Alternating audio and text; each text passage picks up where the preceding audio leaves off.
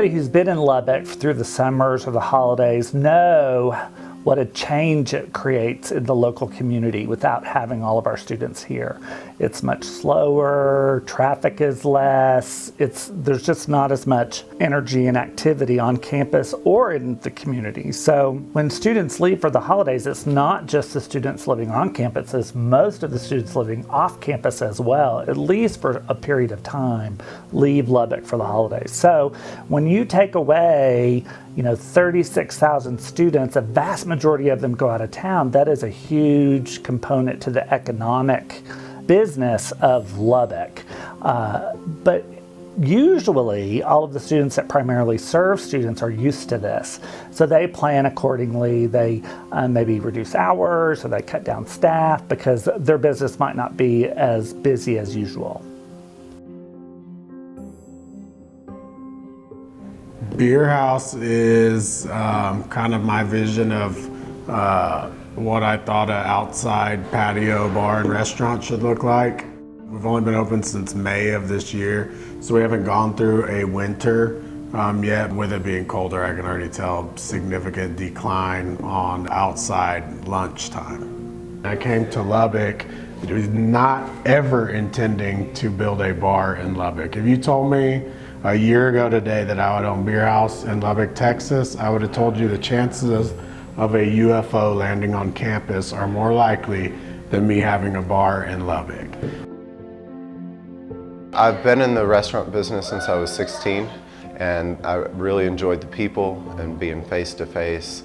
My major, I would have been sitting in front of a computer my whole life, and this way I get to come to work, make my own hours, and I just was really fortunate with my 2 locations. It kind of fell into place.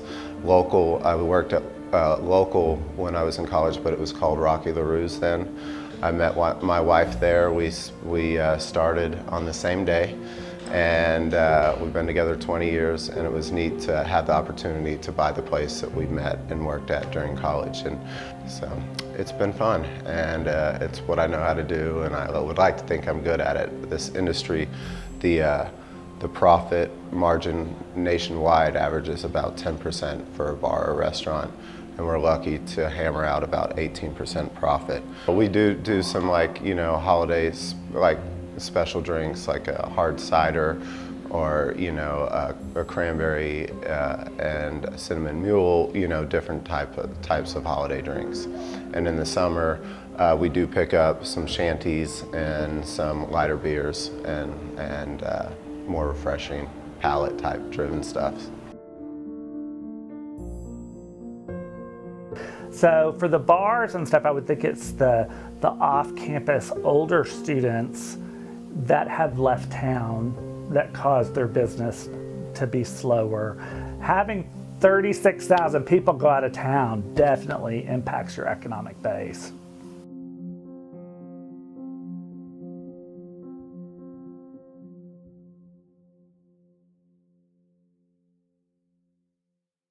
Here at Bar PM, we have an older regular base crowd. We used to be shut down, we didn't have lunches during the days, and we would open up at 3 o'clock instead of, and there's a lot of places that were around here that won't open up until 3 o'clock.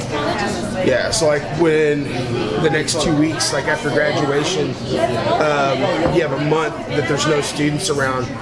Everything with the exception of, probably us, local, and crickets will stay open at normal times. Those days, nobody comes in, nobody comes in. It definitely affects it. It's a whole month. Like I said, there's a lot of places that month hurts them, So, and it doesn't just affect us. We're right across the street from Tech.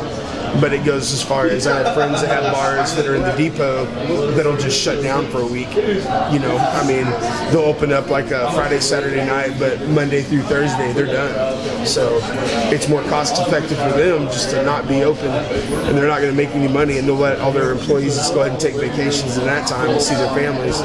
So you still have a steady flow of people coming in during the day, but it's nowhere like what it is during the fall and the spring.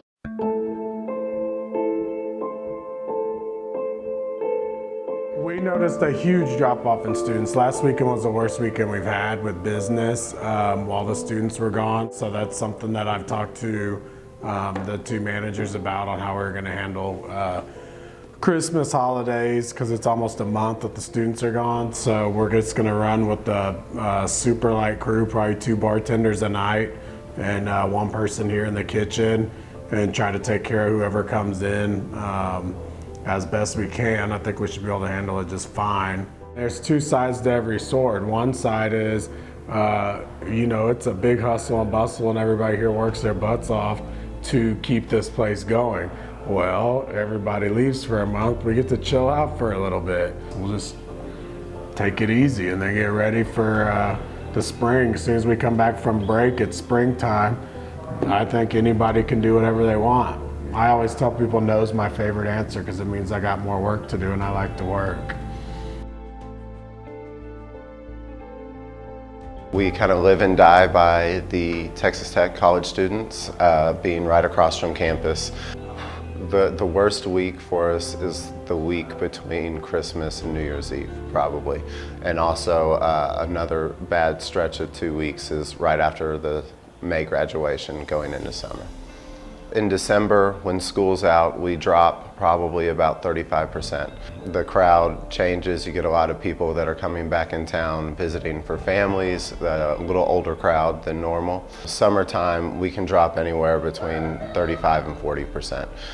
So the spring and fall, you really have to save your acorns and plan financially to get through the summer and the breaks when the students aren't here.